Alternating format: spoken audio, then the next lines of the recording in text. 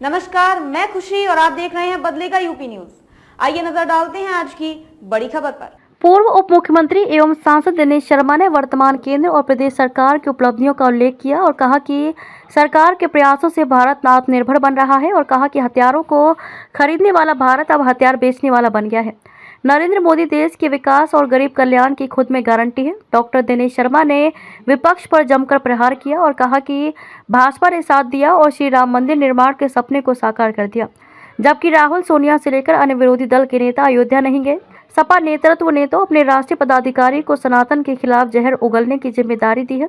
Doctor Dinesh Sharma ने संत कबीर नगर जनपद के अंतर्गत नवरा गांव, लखेड़ा एवं मोती चौराहा पर आयोजित अलग अलग सभाओं को संबोधित किया। उन्होंने कहा, देश में विकास के लिए लोकसभा के चुनाव यज्ञ में वोट रूपी आहुति डालकर भाजपा को एक बार फिर से लाना है। सनातन विरोधियों को उनकी धर्म विरोधी मानसिकता को स्वाहा कहकर फिर से सत्ता से बाहर रखना है। उन्होंने कहा कि जिस प्रकार कस्तूरी कुंडल बसे मृग ढूंढे बनमाही, ऐसे घटघट राम है दुनिया देखत नाही कहा गया है। इसी प्रकार बसपा, सपा और कांग्रेस के लोगों को राम दिखाई नहीं पड़ते। ये कभी कहते थे कि निमंत्रण नहीं मिला और अब कांग्रेस नेतृत्व कहता है कि जो जाना चाहता है चला जाए। सांसद शर्मा ने कहा कि 2 साल पहले सर्वोच्च न्यायालय का फैसला हुआ था, किंतु सोनिया अयोध्या नहीं आई। राहुल और प्रियंका पूरे देश में घूमते हैं पर वे भी अयोध्या नहीं आए। विपक्षी नेताओं को अयोध्या आने का समय नहीं मिला। सनातन को समाप्त करने की मंशा वालों का कांग्रेस के नेतृत्व में जमावड़ा हो रहा है। करुणाकरण का पोता कहता है कि सनातन को समाप्त कर देगा। जिस सनातन का मुगल, अंग्रेज, यूनानी, तुगल, अफगानी आदि कुछ नहीं बिगाड़ पाए, उसका खात्मा करुणाकरण का नाती नहीं कर सकता। तथा मोदी फिर आएंगे और सनातन को कोई मिटा नहीं सकता। सनातन को धोखा कहने वालों को संत कबीर नगर के लोग चुनाव में दिखाएंगे कि धोखा क्या होता है। उनका कहना था कि डंके की चोट पर नरेंद्र मोदी तीसरी बार प्रधानमंत्री बनेंगे तथा इसे कोई रोक नहीं सकता। मोदी जी की गारंटी वाली गाड़ी विकसित भारत संकल्प यात्रा में चल रही है, उसमें सभी को जाना चाहिए। इससे जो लोग अभी तक सरकार की योजना का लाभ नहीं उठा सके, उन्हें वे लाभ मिल सके। कार्यक्रम में विकलांगों एवं जरूरतमंदों को कंबल वितरण भी किया गया। डॉक्टर दिनेश शर्मा का विपक्ष पर प्रहार।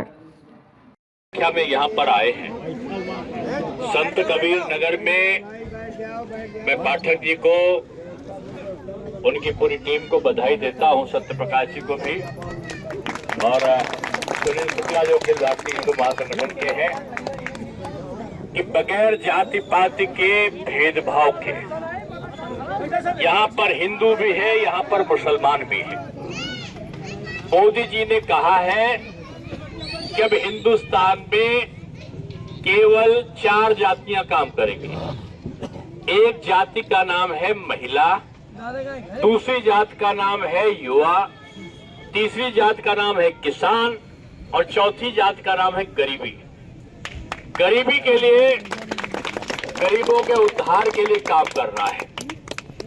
और मुझे अच्छा लगा कि पाठक जी आपने हिंदू को भी दे रहे हैं, मुसलमान को भी दे रहे हैं, अगड़े को भी दे रहे हैं, पिछड़े को भी दे रहे हैं। आज तक सारी जातियों ने का अलग अलग बांटकर ये सपा, बसपा, माकपा, भाकपा, कांग्रेस, इन्होंने आम जनता का शोषण किया है। मोदी जी एक ऐसे आए हैं जिन्होंने जाति पात से ऊपर इस भारत को एक करके मजबूत करने का निर्णय किया है और इसीलिए 6.5 करोड़ लोग गरीबी की रेखा से ऊपर उठे। आज जितनी योजनाएं, आज जो 10 किलो राशन आपको मिल रहा है, किसी से पूछ के नहीं मिल रहा है कि तुम अगड़े हो, कि तुम पिछड़े हो, कि तुम अनुसूचित हो, तुम हिंदू हो कि मुसलमान हो। दादा मिल रहा है ना सबको, बगैर पूछ के जात के मिल रहा है ना। किसी से पूछा तो नहीं आता कि आप मुसलमान हो, नहीं देंगे। ये मोदी जी कर सकते हैं। शौचालय दिया जा रहा है तो किसी से पूछ के नहीं, हिंदू को भी मिल रहा, मुसलमान को भी मिल रहा है। आज मकान दे रहे, सबको पूछ कर दे रहे, और आज गैस का चूल्हा दे रहे, सबको पूछ के दे रहे, हिंदू को भी दे रहे, मुसलमान को दे रहे। आप सबको मैं कहूंगा कि मोदी जी की गारंटी की गाड़ी चल रही है। मोदी जी की गारंटी की गाड़ी चल रही है। भारत विकसित संकल्प यात्रा, विकसित भारत संकल्प यात्रा चल रही। भैया थोड़ी देर बाद पटाखी बजे, थोड़ी देर शांत रहो। विकसित भारत संकल्प यात्रा चल रही है, जहां आपकी वो गाड़ी, मोदी जी की गारंटी की गाड़ी आए। मोदी जी का कहना है कि जाति पात और धर्म से ऊपर उठ के काम करना है। आप वहां जाओ जिनको गैस का सिलेंडर नहीं मिला है, जिनको मकान के लिए पैसा नहीं मिला है, जिनको विकलांग वाला वो नहीं मिला है, जिनको वृद्धावस्था पेंशन नहीं मिली है, जिनको विधवा पेंशन नहीं मिली है। आप मोदी जी की जो गाड़ी आ रही है ना, आप लोगों ने सुना है कि नहीं? विकसित भारत संकल्प यात्रा जो मोदी जी की गारंटी की गाड़ी चल रही है, आपके शहर में आ गई होगी। अगर अभी वो अलग अलग चल रही, जहां जा रही हो वहां पर जाकर नामांकन कराओ, अपना चीज लिखवाओ। मोदी जी हर गरीब के घर पहुंच रहे हैं और हर गरीब की गरीबी को ऊपर उठाकर इस देश का एक मजबूत नागरिक बनाने का संकल्प प्रधानमंत्री ने लिया है। इसलिए चिंता मत करो। अब तो मुसलमान भाइयों के वहां भी जब से सारी चीजें मिली हैं, उनकी औरतें कहने लगी मोदी भाईजान सबसे अच्छे हैं। अब ये मोदी भाईजान को बचा के रखो। ये कांग्रेस के लोग, ये सपा के लोग, ये माकपा और बसपा के लोग आपको जाति में भड़काएंगे, आपको संप्रदाय में भड़काएंगे। मोदी जी जब से हैं तब से उन्होंने कभी जाति पात का नहीं किया है।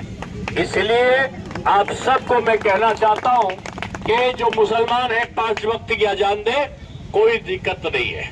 हिंदू है 2 वक्त की पूजा करते हैं, बजरंगबली की हनुमान चालीसा करे, कोई नहीं है। मिल के रहो और देश की मुल्क की तरक्की के लिए काम करो, यही उनका आह्वान है और इसके लिए सारे लोग काम कर रहे हैं। तो मैं आपको कहूंगा कि आज देश बदल रहा है।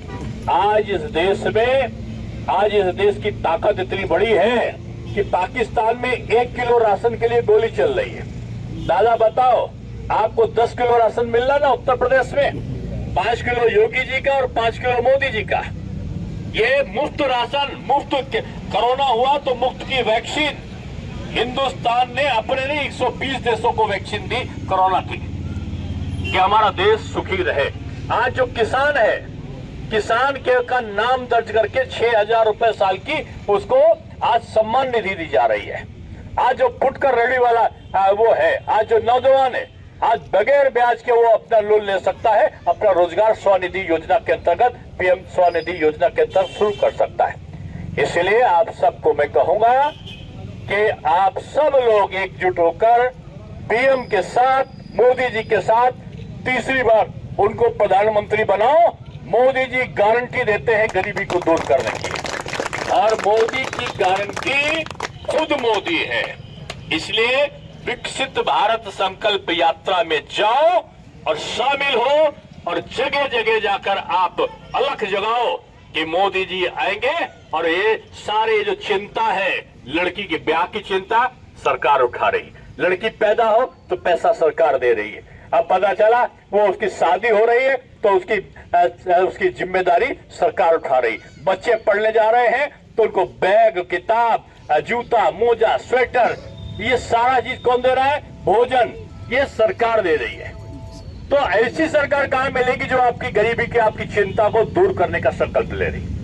इसलिए भूल जाओ अगड़ा, भूल जाओ पिछड़ा, भूल जाओ अनुसूचित या दलित, भूल जाओ हिंदू या मुसलमान। एक ही चीज याद रखो, मोदी भाईजान। और मोदी भाईजान के साथ में आप सब शुरू हो। मैं कहूंगा तो आप बताना, मोदी जी कितनी बार प्रधानमंत्री बनेंगे? अगर बनेगा जोरदार हाथ उठा बताओ। मोदी जी प्रधानमंत्री बनेंगे तीसरी बार मोदी जी प्रधानमंत्री बनेंगे। बीजेपी की सरकार बनेगी, भारत मां की जय होगी। बहुत बहुत धन्यवाद।